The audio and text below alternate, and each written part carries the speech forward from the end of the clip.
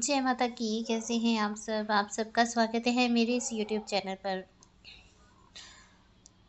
आज का जो टॉपिक है वो ये है कि मंत्र जाप करते समय आसन के चारों तरफ सुरक्षा घेरा बनाना क्यों जरूरी है। वीडियो में एंड तक बने रहिए, बहुत ही काम का वीडियो है। और अगर आपको सुरक्षा घेरा बनाना नहीं आता है तो आपको सुरक्षा घेरा क्यों बनाना सीखना चाहिए के बारे में पूरी जानकारी दी जाएगी।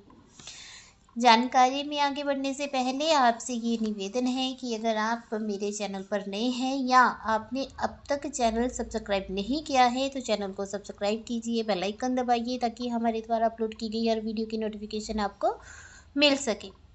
तो चलिए बढ़ते हैं वीडियो में आगे।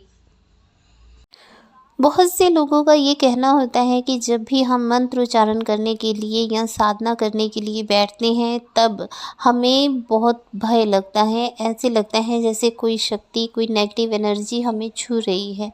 हमें भय का माहौल उस समय बन जाता है और हमें डर लगता है।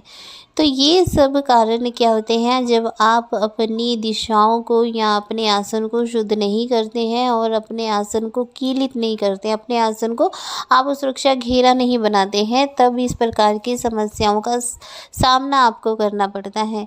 आसन एक बहुत ही इम्पोर्टेंट वस्तु मानी जाती है, ठीक है। और आसन पर बैठकर जब आप मंत्र उच्चारण करते हैं, आसन पर बैठकर किए गए मंत्र उच्चारण से जब आपके अंदर ऊर्जा बनती है, मंत्र की शक्ति जब आपके अंदर पैदा होती है, तो देखिए जो धरती होती है, पृथ्वी होती है, इसमें गुरुत्वाकर्षण बल होता है। जब आप धरती पर पैर रखते हैं, जब आपने मंत्र उच्चारण किया, आसन बिना आसन के जब आप मंत्र उच्चारण करते हैं तो आपके अंदर बनने वाली जो ऊर्जा है वो सीधी धरती में समाहित होती रहती है, जिससे कि आपको पूजा का फल प्राप्त नहीं होता।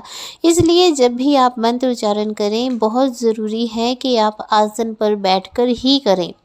आसन पर बैठकर जब आप मंत्र उच्चारण करेंगे तो आपके अंदर बनने वाली ऊर्जा जो है वो खंडित नहीं होगी, वो धरती में नहीं समाएगी, वो आपकी है और आपके पास ही रहेगी। हालांकि इन चीज़ों के भी कुछ नियम होते हैं, जैसे अपने जो जाप होते हैं वो अपने इष्ट देव को समर्पित करने होते हैं, ठीक है। उनके भी मंत्र होता है, उस मंत्र को बोलते हुए अपने इष्ट को अपना जो मंत्र उच्चारण है वो समर्पित किया जाता है। लेकिन बात यहाँ पर कर रहे हैं आसन की, कि आसन की तरफ सुरक्षा घेरा बनाना क्यों ज़रूरी है।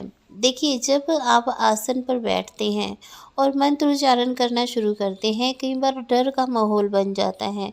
आपको मंत्र उच्चारण करते करते अचानक से ऐसे लगता है कि आपके पास कोई खड़ा है या आपके पास आपके कंधे पर कोई बैठा है। अचानक से आपको ऐसा महसूस होना शुरू हो जाता है।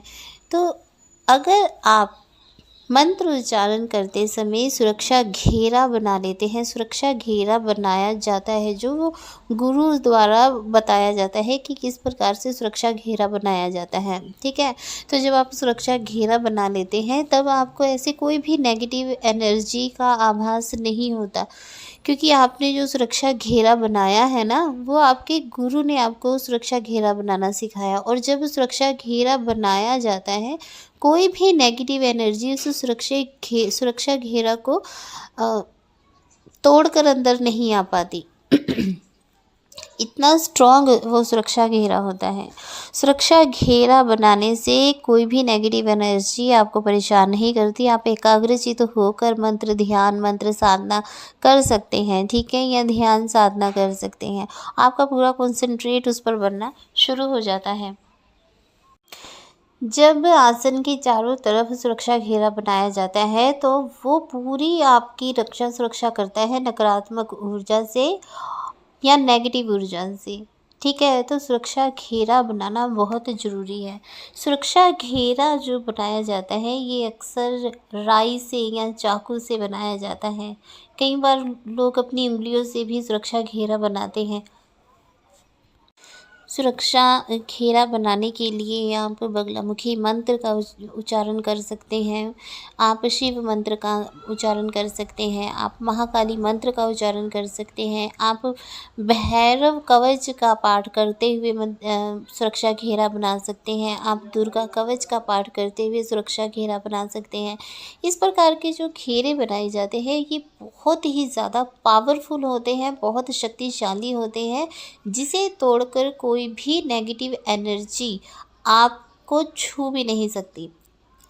तो जब आप कोई बड़ी साधना कर रहे होते हैं, वैसे तो ये जो सुरक्षा घेरा होता है जो आसन के चारों तरफ बनाया जाता है, ये हमेशा ही बनाना चाहिए, लेकिन जब आप बड़ी साधनाएं कर रहे होते हैं उस समय बहुत ज़्यादा ज़रूरी होता है कि आप अपने चारों तरफ सुरक्षा घेरा बनाएं, ताकि क्योंकि जब नेगेटिव एनर्जी जो है वो कहीं भी हो सकती है, ठीक है, नेगेटिव एनर्जी कहीं भी हो सकती है। और जब आपके घर में या आपके उस स्थान पे जहाँ आप मंत्रोच्चारण कर रहे हैं वहाँ पर अगर कोई नेगेटिव एनर्जी होगी तो वो कभी नहीं चाहेगी कि आप मंत्रोच्चारण करें। तो आपको मंत्र उच्चारण करने से रोकने के लिए जो वो नेगेटिव एनर्जी है आपको परेशान करना आरंभ कर देती है। तो जब आप इतना शक्तिशाली घेरा अपने चारों तरफ बना लेते हैं तो कभी भी नेगेटिव एनर्जी आपको छू नहीं पाती और आपको परेशान नहीं कर पाती। बहुत से लोग कहते हैं कि जब हम मंत्रोच्चारण करते हैं, मंत्रोच्चारण करते करते ही हमें अजीब सा एहसास होना शुरू हो जाता है और हमारे रोंगटे खड़े हो जाते हैं, हमें बहुत ज़्यादा डर लगना शुरू हो जाता है। तो ये सब परिस्थितियाँ आपके साथ नहीं बनती अगर आप आसन के चारों तरफ अपना सुरक्षा घेरा बना लेते हैं। जब आप सुरक्षा घेरा बनाते हैं तब आप बहुत ही आराम से अपने मंत्रों का उच्चारण कर सकते हैं और अपने जो साधना है, अपने साधना को बिना किसी रुकावट के आप पूरा कर सकते हैं। क्योंकि देखिए अगर भय का माहौल बना होगा मंत्रोच्चारण करते समय तो कहीं ना कहीं आपका जो कंसंट्रेशन है वो कभी भी मंत्र पर नहीं लगेगा, आपके आज्ञा चक्र पर नहीं लगेगा। और अगर आप चाहते हैं कि आपको सिद्धि प्राप्त हो तो सिद्धि प्राप्त करने के लिए ये बहुत आवश्यक है कि आप निर्भय होकर मंत्रोच्चारण करें, अपनी साधना को आप करें निर्भय होकर।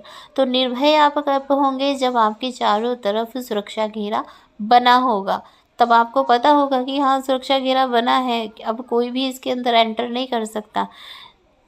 तो जब कोई एंटर ही नहीं कर सकता तो आप डरेंगे कैसे? तो इसलिए बहुत ज़रूरी होता है अपने आसन को कीलना, अपने आसन के चारों तरफ सुरक्षा घेरा बनाना।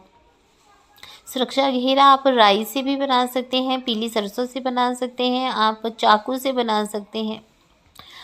कई बार कई लोग त्रिशूल से भी सुरक्षा घेरा बनाते हैं, मतलब जिस प्रकार से आपके गुरु ने आपको आज्ञा दी हो आप उस प्रकार से सुरक्षा घेरा बना सकते हैं। कई बार लोग अपनी उंगलियों से ही सुरक्षा घेरा बना लेते हैं, जिस प्रकार से उनके गुरुओं ने उनको आज्ञा दी है। तो ये जो टॉपिक था मैंने सुरक्षा चक्र पर बनाया, सुरक्षा घेरे पर बनाया। तो आशा करती हूँ कि आप अच्छे से इस चीज़ को समझ गए होंगे कि सुरक्षा घेरा बनाना क्यों ज़रूरी है, और आप भी सुरक्षा घेरा बनाकर अपने मंत्रों का उच्चारण करेंगे, अपनी साधनाओं को करेंगे। तो ये आज का टॉपिक था। आशा करती हूँ कि आपको अच्छे से पसंद आया होगा, अच्छे से आपको समझ आया होगा। अगर आप अपनी कुंडली दिखाना चाहते हैं, अपने फ्यूचर के बारे में जानना चाहते हैं, आप अपनी मैरिड लाइफ के बारे में या करियर के बारे में जानना चाहते हैं, या आप किसी बीमारी से परेशान हैं और उस बीमारी के बारे में जानना चाहते हैं कि ये बीमारी से आप कब और कैसे निजात पाएंगे, तो आप अपनी कुंडली हमें दिखा सकते हैं। ये पेड सर्विस है, कुंडली दिखाने के लिए आपको फ़ीस पे करनी होगी। अगर आप एस्ट्रोलॉजी सीखना चाहते हैं, ज्योतिष विद्या का ज्ञान प्राप्त करना चाहते हैं, तो आप हमारे व्हाट्सएप नंबर पर संपर्क कर सकते हैं। जय माता की। खुश रहिए, खुशहाल रहिए।